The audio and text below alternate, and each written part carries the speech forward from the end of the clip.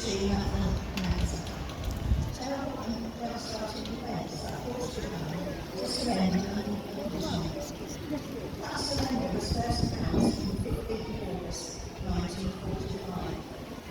Victory over Japan Day, VJ Day, marked the true end of the deadliest conflict the world has ever known.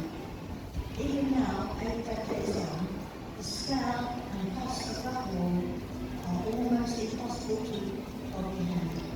Millions of lives lost, cities destroyed, families forever changed. But why, you may ask, is VJ Day particularly important to us here in this region? Many of you will know that Peterborough is home to an Army Reserve unit, a proud part of our military community.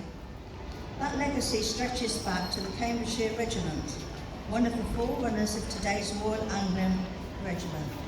And it was the Cambridgeshires who played a significant and courageous role in the Far East campaign. When Japan entered the war, the regiment was originally bound for the Middle East, but plans changed.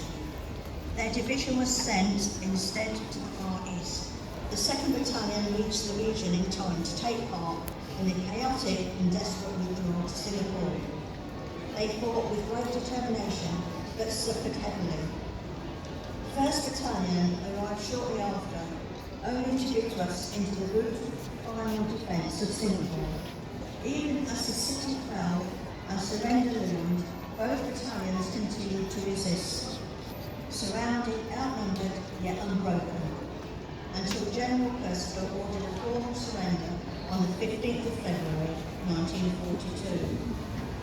The aftermath was horrific. Nearly 800 Cambridgeshire soldiers were killed, either in combat or as prisoners of war, endured appalling conditions in Japanese captivity.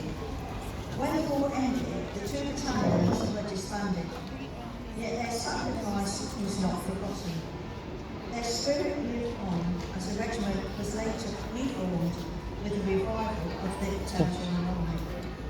So today, as we commemorate VJ Day, we do so not just as a distant moment in history, but as a chapter written in part by the men of this very region. Victory in 1945 was not achieved by one nation alone. It was the result of the combined strength and sacrifice of Allied forces, East and West, from across the Commonwealth and far beyond. And so we remember, we honour the courage, the suffering and the ultimate sacrifice of those who served, and we commit ourselves to the lesson that war in all its forms must never be taken lightly and must never be forgotten. Standard bearers, ordered, standard.